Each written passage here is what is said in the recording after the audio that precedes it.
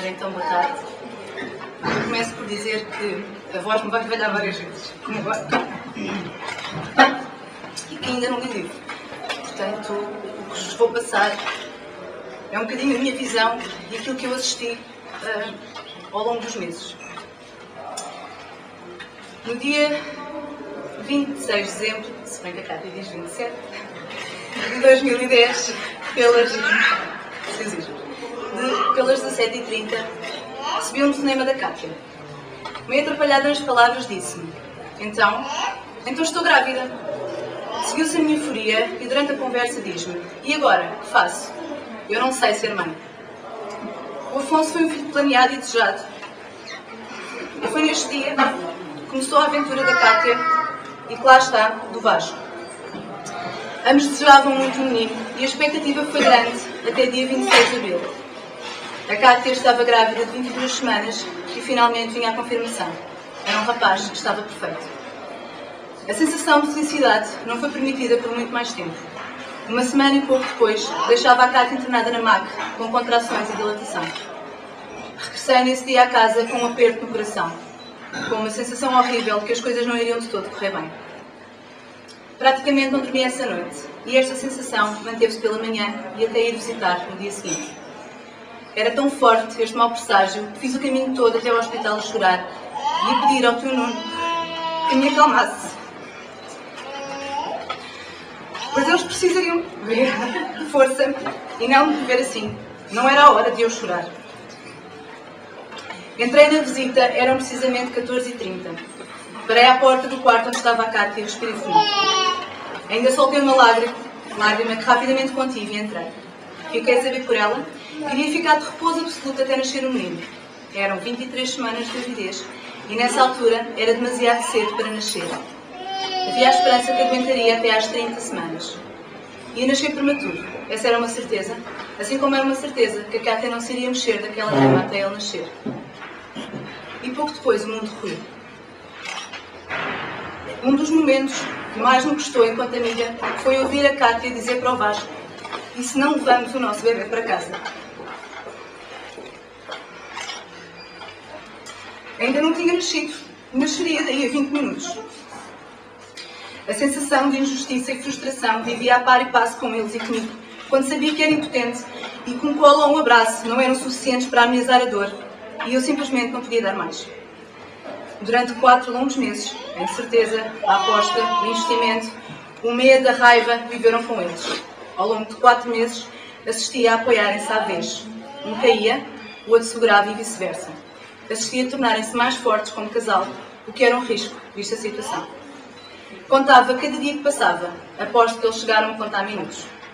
Vi acreditarem que seria possível, que o milagre aconteceria e que sempre levariam o seu bebê para casa. Tiveram que lidar com algumas perguntas indiscretas, com alguma dificuldade das pessoas em perceberem que era um filho que tinham internado a lutar pela vida, o filho deles. Ao longo da vida do Afonso, reavaliaram as suas prioridades, aquilo que de facto importa na vida, aquilo pelo qual vale a pena lutar e viver. Viveram para ele, para as lutas com o ventilador, com os problemas no intestino, com a tolerância ao leite, com as gramas aumentadas, com as infecções, com o avanço ou retrocesso da hemorragia, com uma luta travada demasiado cedo. E acabaram por perder esta guerra. Acabaram por ter despedido um filho. Num até já, numa decisão dura e muito pessoal. O último mês de vida do Afonso foi deles os 3. Após o batizado, esperava-se a chegada do fim, que um dia houvesse um cinema. As sequelas tinham debilitado totalmente o meu menino. Sugeri nesse dia que proibissem visitas a outras pessoas. Era a altura deles, e só deles, e certamente toda a gente iria perceber e inclusive apoiar. Cada dia era uma despedida. Ouvi algumas vezes a Cátia repetir que não sabia ainda o que era ser mãe. Porque não podia dar colo ao filho, porque me tinha dado de mamar, porque não queria ouvir o filho chamá-la de mãe. No dia 12 de setembro de 2011, ouvi a Cátia dizer ao filho que embalava no colo que ele podia partir. A mãe estava ali. Ele que não tivesse medo, ela estaria sempre ao seu lado. Eu não tenho filhos, mas não tenho dúvidas que esta é a frase mais dura que alguém pode preferir. Não consigo ver uma mãe melhor que uma mãe prematura, porque também ela o é. Porque não consigo ver pais melhores tendo entre mãos as decisões mais duras, aliadas a uma enorme impotência. Kátia, foste e és uma grande mãe. Por fim, e sem querer romantizar a situação, gosto de acreditar e partilhar que o Afonso teve uma função muito nobre na sua vida, como muitos não conseguem vivendo longos anos. Obrigada.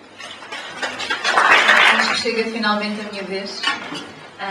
Antes de mais, queria agradecer a todos, aqueles que vieram de longe, de perto, aqueles que eu não via há muito tempo e aqueles que têm estado comigo desde sempre. Isto é uma partilha efetivamente muito emotiva, não é eventualmente um lançamento leve. Tal como não é um livro leve, não é um livro politicamente correto. É o meu livro, é a minha história, é a história das pessoas que me acompanharam. É a história, principalmente, de outra mãe também prematura, que foi mãe de uma bebê prematura com a mesma idade gestacional do Afonso, 23 semanas, mas há 14 anos. Eu costumo dizer que isto é um livro escrito por uma mão, mas com várias vozes. É um livro que tem a minha voz, tem a voz de todas as pessoas com quem nos cruzamos pelo caminho. Porque eu sou profissional de saúde, para quem não sabe. E estava habituada a chegar ao fim do dia e a fechar o meu cacifo e ir embora para casa, para a minha segurança. E de repente eu vi o outro lado do espelho. Os outros fechavam a porta do cacifo para casa e eu ficava lá. E eu fiquei assim 4 meses e depois fiquei sempre assim.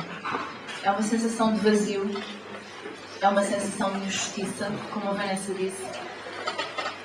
E então o que me manteve sã, minimamente, foi manter um diário onde eu ia expondo as minhas dúvidas, as minhas indecisões, as minhas emoções do dia a dia. E foi isso que me manteve à tona. Entretanto, existe uma associação em Lisboa que se chama XXS, Apoio a Pais de Bebés Prematuros, onde eu um dia pus um post no Facebook e uma senhora chamada Lídia, do Porto, acabou por comentar a seguir ao meu post e enviou-me uma mensagem privada no Facebook. Toda a gente sabe hoje em dia esse meio de informação, esse meio de diálogo, e assim começou uma conversa de 4 meses com a Lídia. E então é isso que está neste livro. São as nossas conversas diárias, as nossas preocupações diárias. A pessoa que melhor me compreendeu estava a 300 km e eu ainda não conheço pessoalmente. Entretanto, eu achava que era demasiado dramático, era demasiado violento falar com os outros pais que estavam a passar no momento por aquilo que eu estava a passar. Porque cada um está tão centrado na sua dor que é difícil atendermos aos outros. É difícil dar a mão aos outros quando estamos tão concentrados em nós próprios. Foram 4 meses em que tivemos muita esperança. Foram 4 meses em que os nossos demónios combateram com os demónios de profissionais de saúde. E eu achei que, fins estes 4 meses, até porque esta é a minha história, e a minha história teve um final menos feliz, mas a Lídia teve um final muito feliz. A bebé dela nasceu de 23 semanas e 5 dias, e é uma sobrevivente, é uma heroína e está perfeita. Portanto, para os pais de bebés prematuros, este livro não é só esperança, mas também não é só desilusões. É a realidade como ela é, nua e crua. É a nossa realidade. Entretanto, achei que fim o nosso suplício, que no fim foi realmente dramático. A informação era insuficiente. Não havia nada escrito que me desse alento. Não havia ninguém que me tivesse dado a mão sem ser a Lídia. Não havia ninguém com quem eu me identificasse. E eu achei que seria importante deitar cá para fora isto tudo, como forma de exorcizar tudo aquilo que eu tinha vivido e como forma de talvez apoiar quem estivesse a passar pelo mesmo. Porque nesta altura tudo é permitido pensar, tudo é permitido fazer. Não há o que é correto, o que é errado. Cada um tem o seu sistema de valores e lá está. É uma história muito pessoal, o meu sistema de valores e a minha moral é completamente diferente de qualquer um de vós, eventualmente. E eu guiei-me por aquilo que achei ser mais importante, que era a qualidade de vida, não a vida a todo o custo. E é como a Vanessa diz, deixar partir alguém que amamos é muito difícil. É a coisa mais difícil do mundo quando se trata de um filho.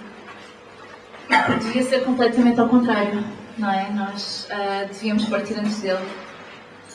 E houve uma altura que eu me perguntava, será que ele vai sobreviver? Será que eu hei de morrer antes dele? E como é que vai ser se isso acontecer? O Afonso tinha graves sequelas neurológicas, tinha o cérebro todo destruído. E, portanto, não havia muito mais opções, a não ser realmente deixá-lo partir. Foi a decisão mais difícil da nossa vida, mas também a que achámos mais coerente e voltaríamos a fazê-lo. Portanto, eu não vou ser apologética, não vou pedir desculpa por qualquer coisa que esteja escrita e que ache melhor ou pior, porque a vida é assim e temos de lidar e temos de aprender ao longo do caminho. O que é que podem esperar então do nosso livro? Do nosso livro, porque é meu, é de quem partilhou comigo esta história, é da Elídia, principalmente não pode estar cá, mas está no Porto também num evento muito grande relativo à prematuridade, porque hoje é o Dia Mundial da Prematuridade, que é comemorado pela segunda vez consecutiva. Podem esperar vivências, como é sobreviver numa unidade de cuidados intensivos hoje e há 14 anos. Podem esperar um relato muito sentido e muito vivido. Fala-se também da prematuridade, das sequelas. Não é um livro tão técnico, não é um livro médico, não é um livro de enfermagem, é um livro adaptado. Qualquer pessoa pensa que compreenderá a minha linguagem, portanto, fala das minhas relações com os profissionais de saúde